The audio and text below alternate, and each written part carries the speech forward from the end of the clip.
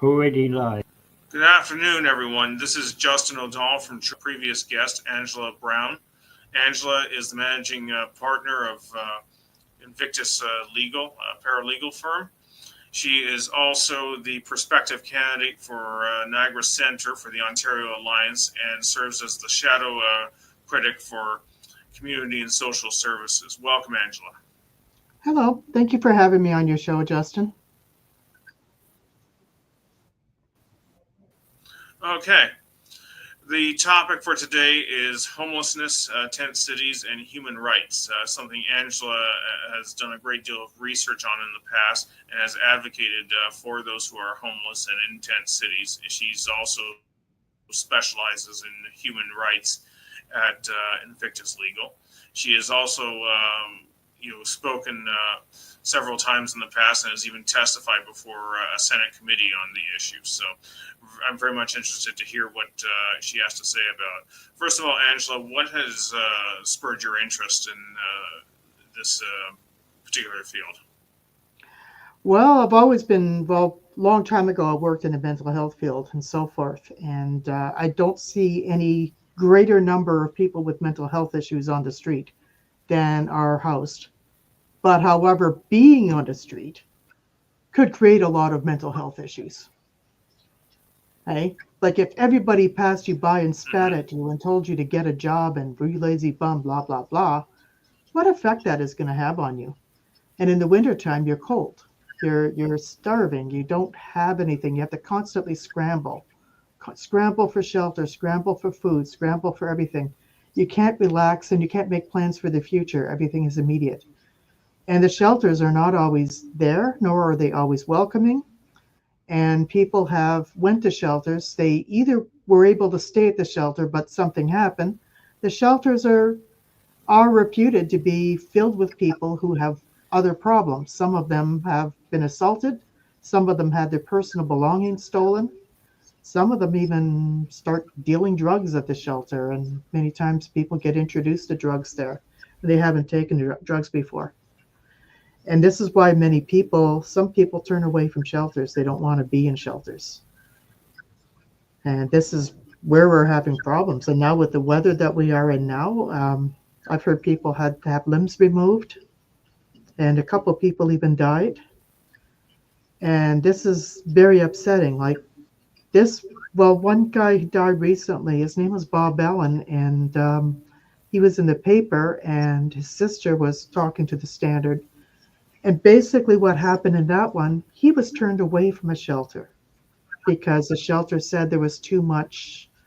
There was some kind of illness going around in the shelter. I don't know which. They didn't specify, but he was not allowed to be in the shelter. Only people who were there already were there, but they weren't allowed to have new admissions. So he died on the street. There's other people dying on the street.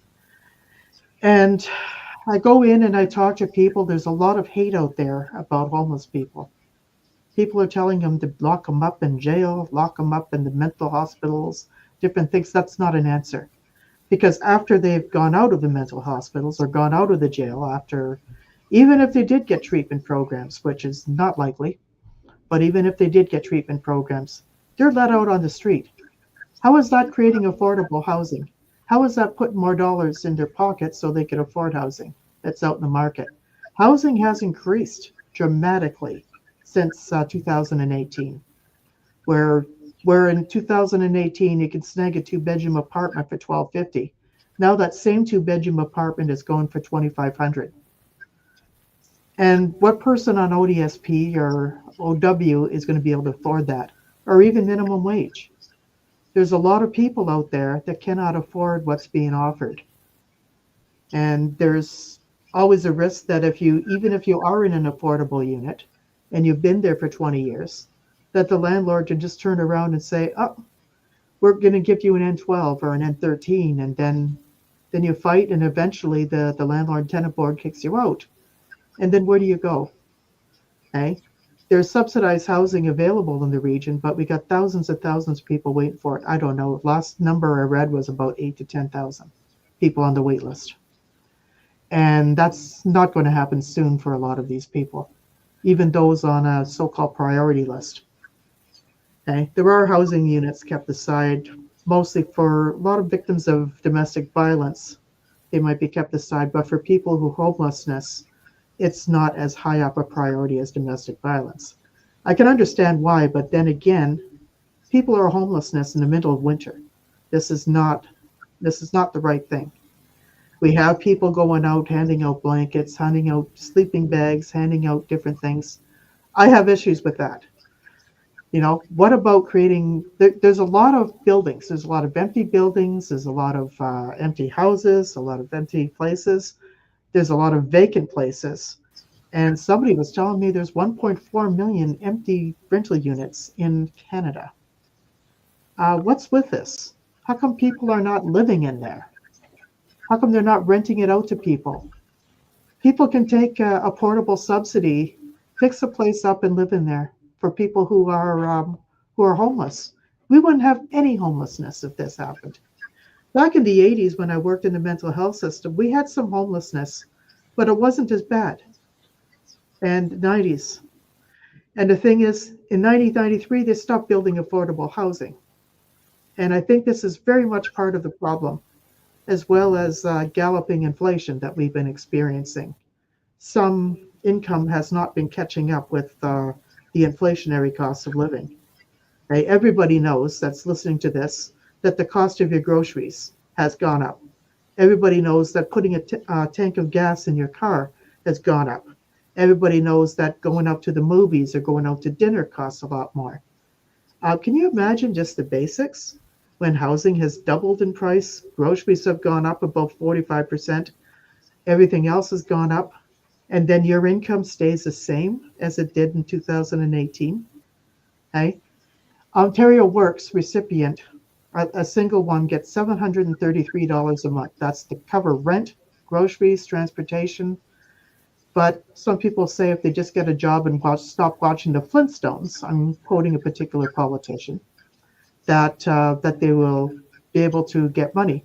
But okay, let's just pick this apart. Someone's getting 733 a month, and your average housing is anywhere between $1,500 to $2,000 a month. Okay, you don't have a place to live. Okay, you cannot afford a phone, and you're even getting less money from Ontario Works because you don't have the shelter allowance attached to it. Okay, where do you wash your clothes? Where do you get clothes? Where do you take your showers? How do you get to work? How do you have your employer contact you? How are you going to maintain a cell phone? These sorts of things are not considered by people who tell people like that to go get a job. Same as people on ODSP. Hey, some people on ODSP, mind you, can't work. And that's especially why, well, that's always been why we've paid them a little bit more. But we're still not paying them enough. Okay? There's politicians that are running in this election to at least double ODSP, and I agree with them. I think that this is about time that they need to look at this because everything has been held down for ODSP and OW, while other workers in other industries or other areas have gotten more raises than that. And of course, they've started from a higher point too. Yeah, I think that there has to be something to resolve this. I'm very concerned because how many more people are going to freeze to death and die before somebody says, takes notice and says something? These are human beings. They once were housed.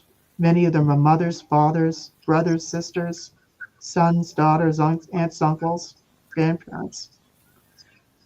We have to think about them all, that they're important to somebody.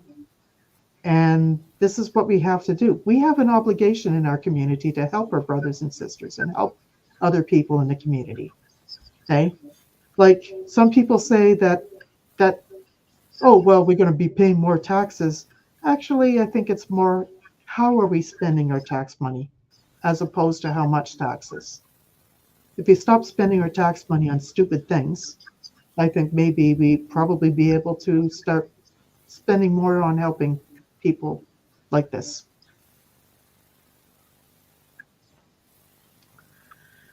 So, is there any other questions you have?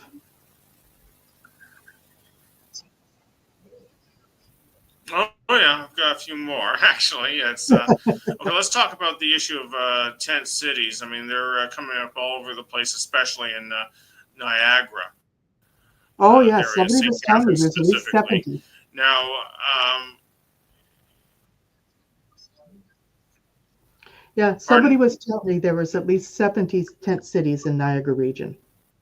And what the normal response that has been is, oh, let's just evict them from Oh, tent cities. They put this little notice on their tent or whatever that you got to be out by such and such, or else the city will come in and destroy everything. Imagine if you have a home, okay, you have possessions in your home, you have valuables in your home, and then somebody just decides to raise your home without you and then leave you with just the clothes on your back. How would that make you feel? That's what's being done right now to people who are in the tent cities. They don't have a place to store their belongings, and many of them take their belongings with them. You see them walking down the streets with their grocery carts and baby buggies and so forth. And what they're doing is they're taking the grocery carts and the baby buggies and they're throwing them out with the tents. And they're telling them that they have to move. Then my question is, where to? Another tent city. They'll just reset up again somewhere else.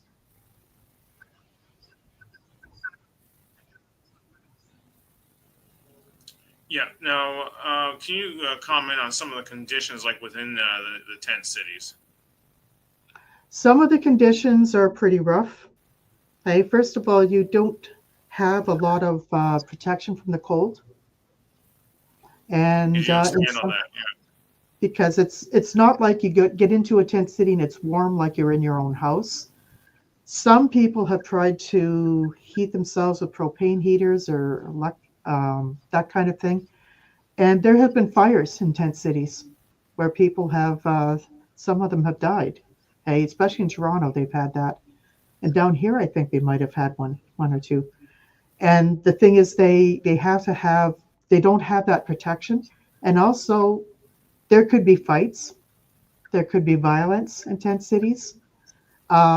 It's open concept. I can walk into your tent. If I was that type of person, I could walk into your tent and just steal everything, okay, while you're gone. This is why some of them don't want to go into shelters because their tent is out there and their belongings are out there, and they don't want to have their belongings taken from them.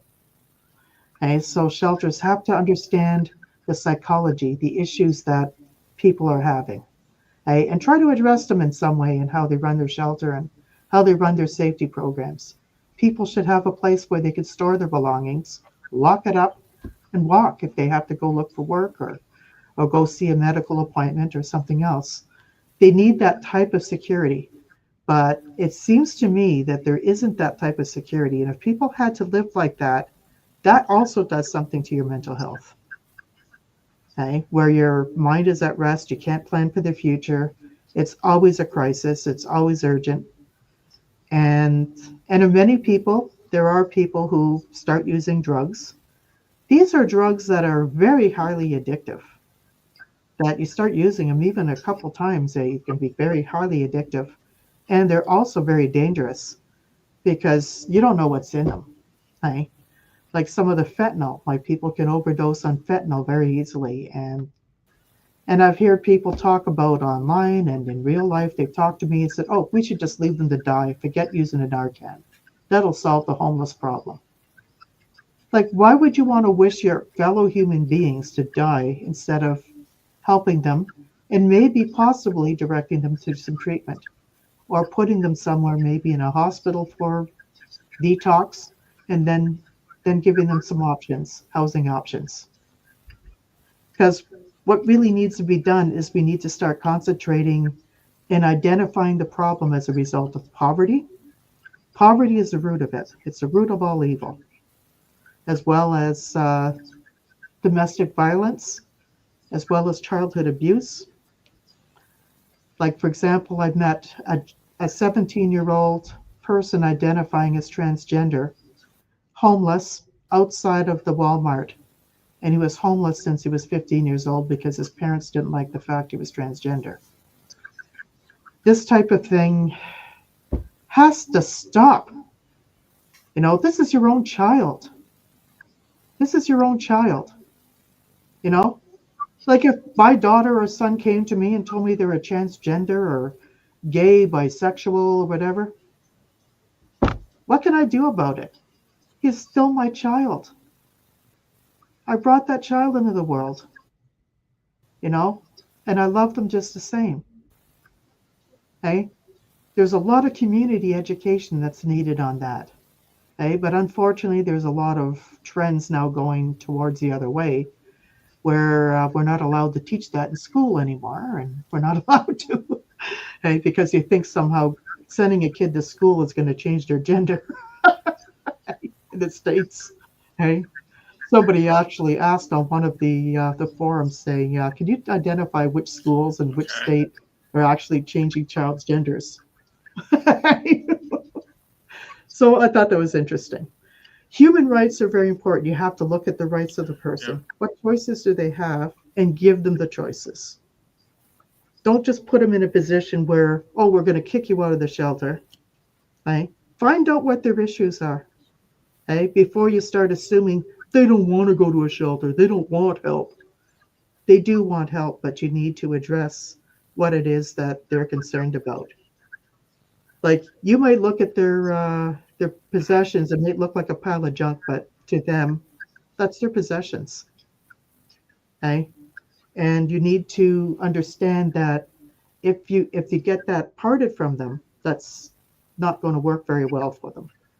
And also, to some extent, you're going to have to live with the fact that some of them are going to be using, but there needs to be another system set up so that those that are using are separated from those that don't want to use. Because you don't want to have people who are choosing not to use to be exposed to unwarranted behavior and then get them help in that place where somebody could speak to them about how to properly address their addictions. Okay? It's just that that's not being done now. We just say, oh, well, they should be forcibly put into addiction facilities. The research actually doesn't stand up for that. It does not help people with addictions. People with addictions will likely relapse, and some of them might even commit suicide as a result of it. Or they may come back out after they've been dry for a while. Then they try to start taking the same amount of drug they had before, and it's too much for them, so they overdose. So there's a lot of fallacies out there that we have to address. There's research into this stuff. This is research dating back to the 80s. I worked with the research in the 80s and 90s, and actually we conducted research projects, longitudinal research projects, and the homeless are no different than us. Okay? We got homeless who are bigots. We got homeless who are kind and generous people. We got homeless people who all colors, all shapes, sizes. We got homeless who are mean people who are vicious and will do anything they can to get what they want. We also got homeless people who are scared, who are frightened. We have to address people as they are. We have to treat people as individuals and get to know them. I walk down the street, I see them, I actually talk to them. I've been looking for the brain addled homeless person that people keep talking about that they don't know what they're doing. I have yet to find them. I see one person who has been known as a town shouter, but that's about the only one I've known. And he's been there for a while, and it's likely that he might have some addiction issues. But I haven't seen, and when I've talked to them about it, why aren't you in a shelter? Um, I don't want to go there because there's drugs in there. Okay? I want to stay away from drugs. mhm. Okay? And they talk rationally. And this is the sad thing that people need to listen, going out and listening to people. And I had a woman, I talked to her for about a half an hour. She just escaped a fire and she had nowhere to go. Things like this, happen in our community when we have to find out, what we can do. Rather than trying to do all this research and say, oh, they're all addicted or mentally ill or they're compromised in some way or another as persons. No. What do they need right now? What can I do to help them? Okay. First of all, you need to establish trust. If you can't establish trust with these people, that's going to be a problem. Okay. And once you establish trust, then they'll be more willing to say, I need help. I need this. I need that. That sort of thing. And can you direct me to somewhere where I can get help with my addictions problem, or with my domestic violence situation, or whatever it is that that they came out there for? Hey, they're not going to just tell people, hey, because everybody tells them to go get a job and everything else. You got to think of yourself in their position, put yourself in their shoes, and then you'll see how they respond. And I think it's very important that we focus on this. And at a policy level, we have to look at building housing first. Housing first is the most successful program that's ever been out there. It's not 100%, not all 100% of people going into housing first keep their housing, but about 85 to 90% do. And if you can help 85 to 90% get into housing and stay in housing and then graduate into better housing and so forth, you're doing the world a favor. Okay? And then for those other ones, we'll just have to figure out what to do with them. Okay? Eventually, they may qualify for housing first, but we don't know. We have to work with people as they come. Okay? And the housing first is successful in Finland, in Vienna, Denmark, and I think it was even started in Utah. Not exactly your left liberal state in the US.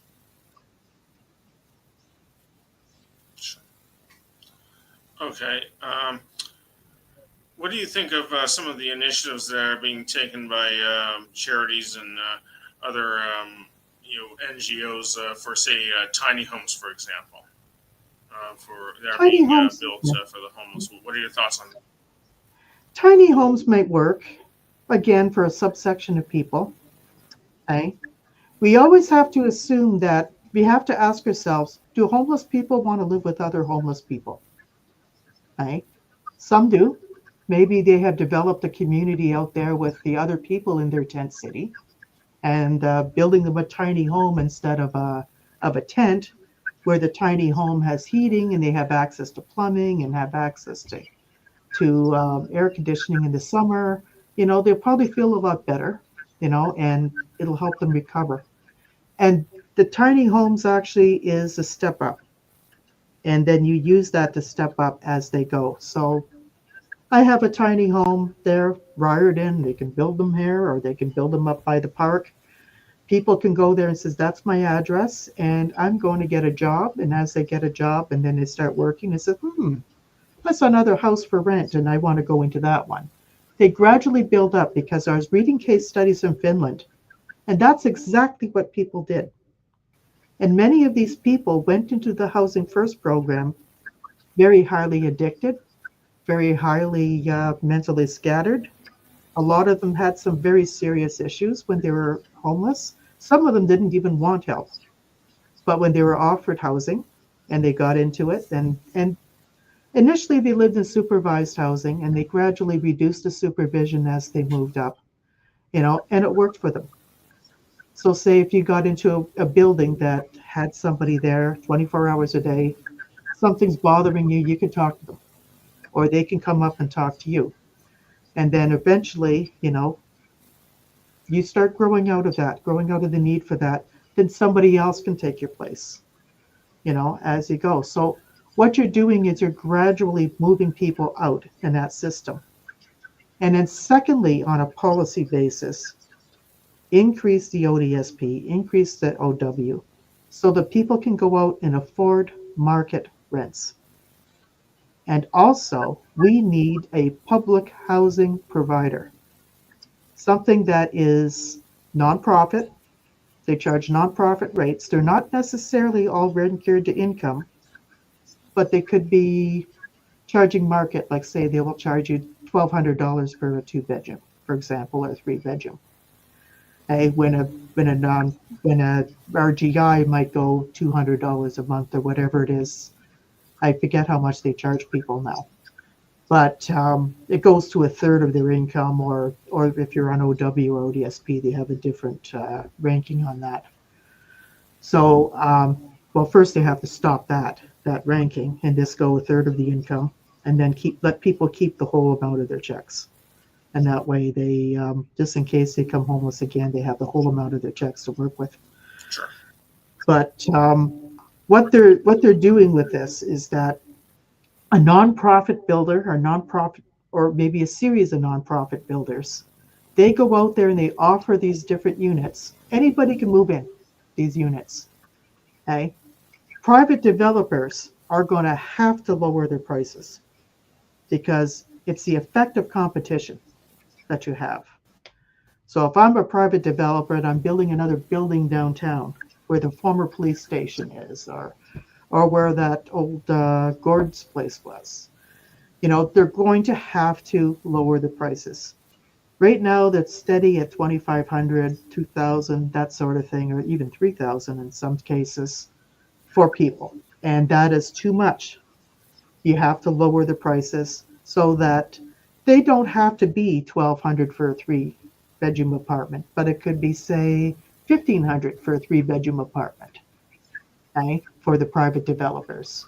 And it could be in a slightly nicer building or whatever it is, okay? And there's got to be some government supports for people who want to build housing, residential housing, okay, apart from the luxuries and apart from the condos. Developers can only afford to build condos right now or luxury rentals because of a lot of the costs that are involved. Supply costs, labor costs, taxes, everything is just enormous on these people. Even if they wanted to build cheap housing, they can't. So we have to have some solution put in place for that. Okay. And right now, I've got people coming up. Do you know of a place that's maybe about $1,200 a month that I could afford for myself and my two children? Well, I don't know how to answer that, because it's very hard to find a place even in St. Catharines, Niagara. And I really feel that this has to change and fast. Okay? Because that's why we're seeing a lot of people in tent cities. We also have to change the legislation too around something around rent controls.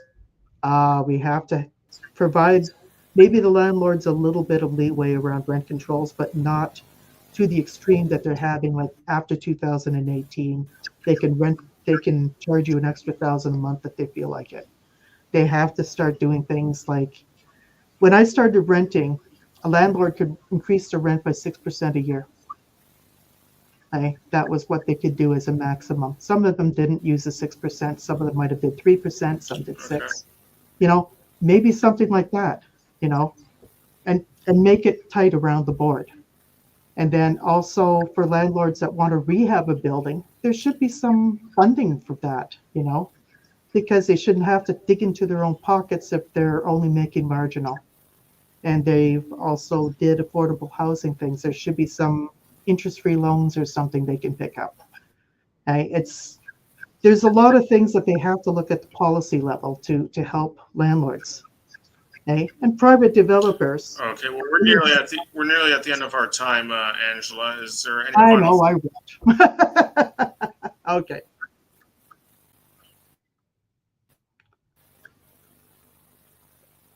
Is there anything else? Okay. Any final thoughts? Final thoughts is I think that this should be an election issue. People should consider what I've said. They should be talking to all of their candidates, any candidate, including me, if you see me somewhere, because I'm running for the Ontario Alliance Party. And there's other parties that are running, the Liberals, the NDP, Conservatives, and Green, and there's probably a half a dozen other ones that just say, what are you going to do about the homeless problem? Okay? And prioritize the issue that you want to see people housed. We want to have all Canadians safely housed. In fact, it is a human right in Canada to have safe housing.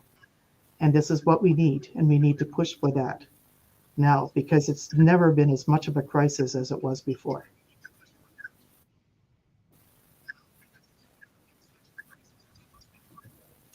Okay.